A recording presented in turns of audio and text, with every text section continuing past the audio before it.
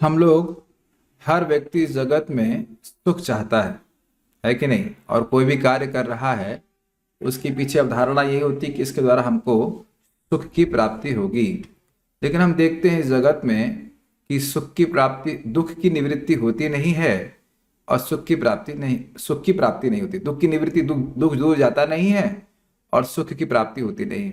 तो किस प्रकार से सुख मिले और अत्यधिक सुख मिले, इसकी बारे में चर्चा हम आज करने वाले हैं। क्योंकि कभी कभी साधक सोच सकता है कि हमको इतना तपस्या करने के लिए क्यों बोला जा रहा है। यद्यपि बहुत तपस्या नहीं करने के लिए बोला जा रहा है, सुबह उठ के जाम जप करने के लिए बोला जा रहा है, लेकिन तप का मतलब यह है कि कुछ चीज, जो कुछ इनकन्वीनियंस लेना।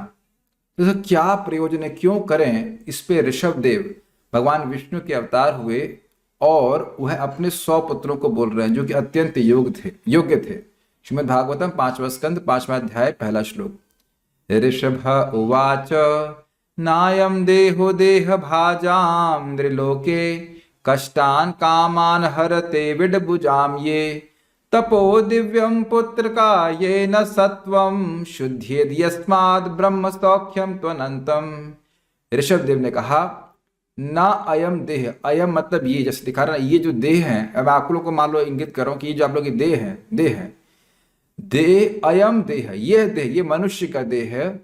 देह भाजाम निर्लोके, निर्लोके मतलब मनुष्यों के लोक में बहुत से लोगों को देह भाजा अर्थात देह प्राप्त है। सुअर का प्राप्त है, कुत्ते का प्राप्त है, गाय का प्राप्त है, विभिन्न प्रकार की देह लोगों को प्राप्त है। लेकिन उसमें भगवान कहते हैं ना अयम देह, ये देह, ये मनुष्य का देह कष्टान कामान अर्हते विडभुजाम, ये कह रहे हैं कि ये विडभुजाम कामान कष्टान, जो विडभुज है, जो मल खाने वाला सुअर है, उसको जो भोग प्राप्त हैं, काम प्राप्त हैं, जो केवल कष्ट का ही कारण बनते हैं, ते उन भोगों को भोगने के लिए अयम देह न। समझ में आ गया? मतलब ये हुआ कि भाई देखो, बहुत सारे इस जगत में देह को धारण करने वाले प्राणी हैं, लेकिन जिनको ये मनुष्य देह प्राप्त हुआ है उनको वही भोग प्राप्त करने के लिए प्रयासरत नहीं होना चाहिए। बिल्कुल प्रयास नहीं करना चाहिए जो सुअरों और कुकुरों, जो मल खाने वाले सुअरों को मिला। क्या मिला है?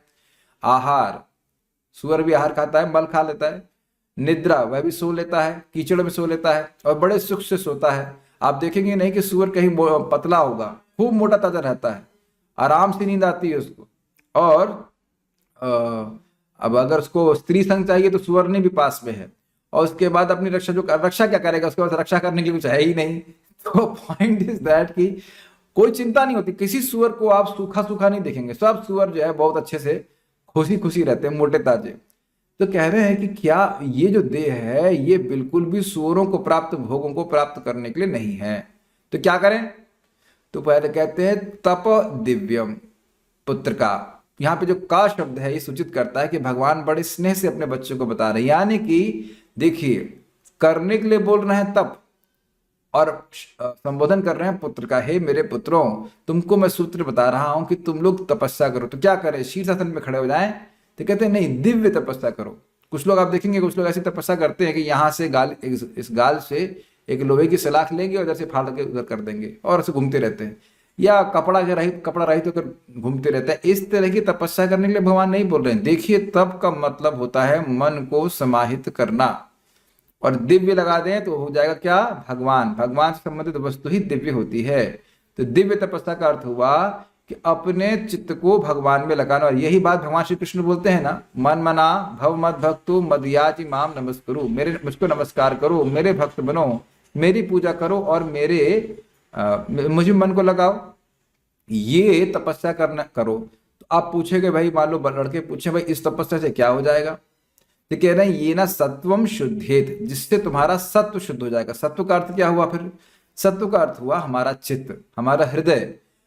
तो अच्छा, अगर मान लो सत्व शुद्ध हो जाएगा तो फिर उससे क्या हो जाएगा? तो कहते हैं यस्माद ब्रह्म सौख्यम तू अनंतम। तो उसके द्वारा, यस्माद मतलब उसके द्वारा, जब चित्त शुद्ध हो जाएगा तो उसके द्वारा तुमको ब्रह्म सुख मिलेगा। ब्रह्म सुख का मतलब क्या होता है? ब्रह्म सुख का मतलब जो इंद्रिय जनित सुख से परे होता है। आहार, निद्रा, भय, मैथुन आदि का जो सुख है, वह सब सुख कैसा है? या सुख नहीं है, खाली दुख की निवृत्ति, एक भ्रांति है। वो सब इंद्रिय जनित है। कहीं आंख से कुछ देख लिया, कहाँ से कुछ सुन लिया, कोई भौतिक शब्द सुन लिया, कुछ देख लिया, इससे जो सुख की अनुभूति एक छलावा होता है, भ्रांति होती है, वो होता है भौतिक सुख, जो कि एक क्षण बाद चला जाता है। लेकिन यहाँ कहते हैं ब्रह्म सुख जिसकी क्वालिटी ही उत्कृष्ट होती है। जैसे आप लोगों ने भी कुछ कुछ अनुभव किया होगा कि जब करते समय कभी कभी भगवान की कृपा से हरिनाम एक सुख मिलता है, और वो सुख ना आहार का है, ना निद्रा का है, ना मैथुन का है, ना डिफेंस का है, ना कुछ, उसको एक्सप्लेन नहीं किया सकता है। तो कह रहे हैं एक्सप्लेन किया नहीं जा सकता है, मतलब उसका अनुभव किया सकता है, एक्सप्लेन नहीं कर सकते शब्दों में, बस इतना बोल रहे हैं कि वो ब्रह्म सुख कितना है, अनंतम।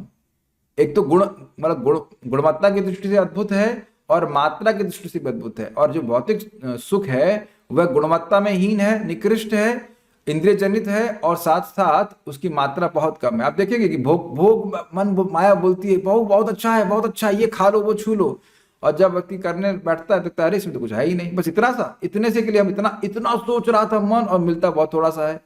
तो इसलिए तपस्या बहुत सुंदर बात है, और भोग प्राप्त करने के लिए भी तपस्या करनी पड़ती है। लेकिन ये भगवान यहाँ बोल रहे हैं कि देखो ये देह जो मनुष्य का है, यह तो इन भोगों को प्राप्त करने के लिए, तपस्या करने के लिए नहीं है। आप समझ रहे हैं ना मेरी बात?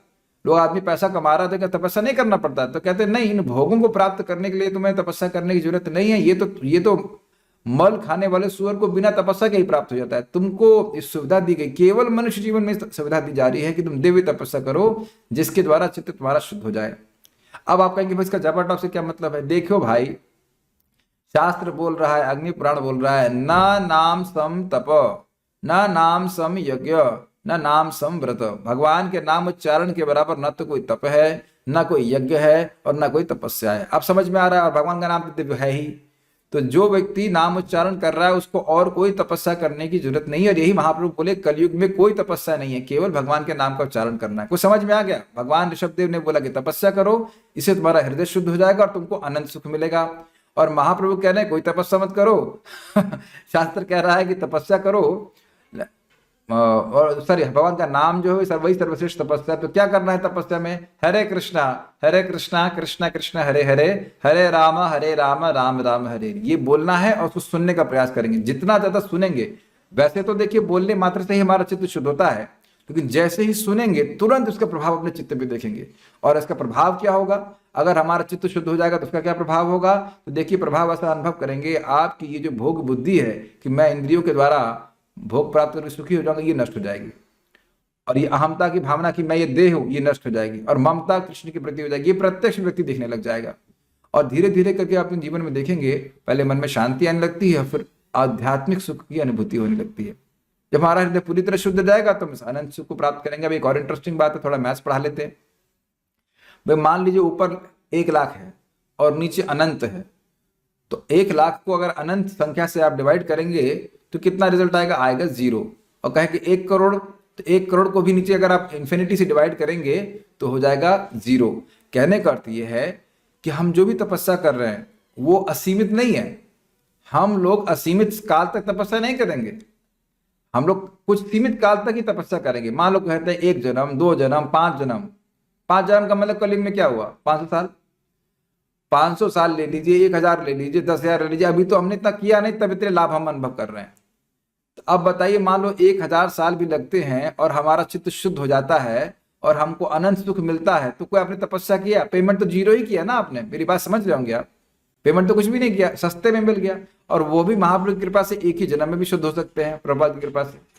तो व्यक्ति को कभी नहीं सोचना चाहिए कि बहुत ज्यादा बोला जा रहा है, कि 16 माला करने के लिए बोल रहे हैं, ये है तो बहुत ज्यादा है। ये तो बहुत कम है, बहुत सस्ते में हमें वैकुंठ का मार्ग प्राप्त कराया गया। तो बड़े मनोयोग से, बड़े अपना भाग्य मानना चाहिए कि मुझे ये प्रिविलेज दी जा रही है कि मैं दिव्य तपस्या कर सकूं। समझ पा रहे मैं क्या कह रहा हूं? मुझे ये प्रिविलेज दिया। जैसे एग्जाम्पल सोचिए, भारत के ही कमांडो लड़के जाते हैं कमांडो बनने के लिए, तो उनकी बड़ी कठोर ट्रेनिंग होती है। तो वह उसमें अपना भाग्य मानते हैं कि हमें इस प्रकार से ट्रेनिंग दी जा रही है कि हम एक योग्य कमांडो बन सकें। मेरी बात समझ रहे हैं? ये श्लोक दुनिया में सबके पास नहीं जाएगा और सारे लोग उसको पढ़ करके, सुन करके उसको ऐसा जीवन में अप्लाई भी नहीं कर पाएंगे। और इस श्लोक को देख के हम भी, अगर मानो केवल यही श्लोक होता तो हम क्या समझते, कौन सी दिव्य तपस्या करनी है? हिमालय जाए? नहीं, एकदम स्पष्ट बताया श्रील प्रभुपाद जी ने, प्रसाद खाओ, भगवान का नाम का जप 16 माला अच्छे से कर लो और भगवान के बारे में श्रवण कीर्तन करो। और ये चैतन्य महाप्रभु ने बताया। Make sense to you? तो इस प्रकार से दिव्य तपस्या करेंगे और एकदम गोल क्लियर रहना चाहिए, क्यों कर रहे हैं तपस्या, ताकि हमारा हृदय शुद्ध हो जाए। और एक और इंपॉर्टेंट बात तपस्या के संबंध में देखिए, तप का मतलब ही होता है कि वो आपको अच्छा नहीं लगेगा, लेकिन तप का मतलब ही है कि वह आपके लिए बहुत अच्छा है। और आप ये देखेंगे खाली 16 माला की बात नहीं है, हम किसी भी नियम में बंधना नहीं चाहते। वस्तुतः हम किसी भी नियम में बंधना नहीं चाहते हैं। नौकरी जाएंगे तो वहां भी तपस्या कराएगा, इतने टाइम से आओ, वहां भी हम नहीं करना चाहते। और मान लीजिए दूसरी बात, दूसरे एंगल से देखिए, उस तपस्या को कर लिया तो आपको मिल क्या गया? असीमित लाभ तो नहीं मिल रहा है। तो विचार करना चाहिए। इसलिए यद्यपि अच्छा ना भी लगे, इधर क्या अनुभव हो रहा है उससे मतलब नहीं है, उधर क्या अनुभव होगा उससे, उसको देखते हुए व्यक्ति उत्साहित रहता है। मैं फिर से रिपीट कर रहा हूं, जब हम जप कर रहे हैं, यद्यपि हो सकता है हमको ना अच्छा लगे, लेकिन इधर के अनुभव को मत देखिए, आप आगे के अनुभव को देखिए कि आगे हमें असीमित सुख मिलेगा। इस प्रकार से सुनते हुए, शास्त्र के वचन सुनते हुए व्यक्ति को उत्साहित रहना चाहिए। ये बात एकदम सत्य है कि हम लोग असीमित सुख के अधिकारी हैं। अब एक और बहुत अच्छा श्लोक है, और कहेंगे असीमित सुख कैसे मिलेगा?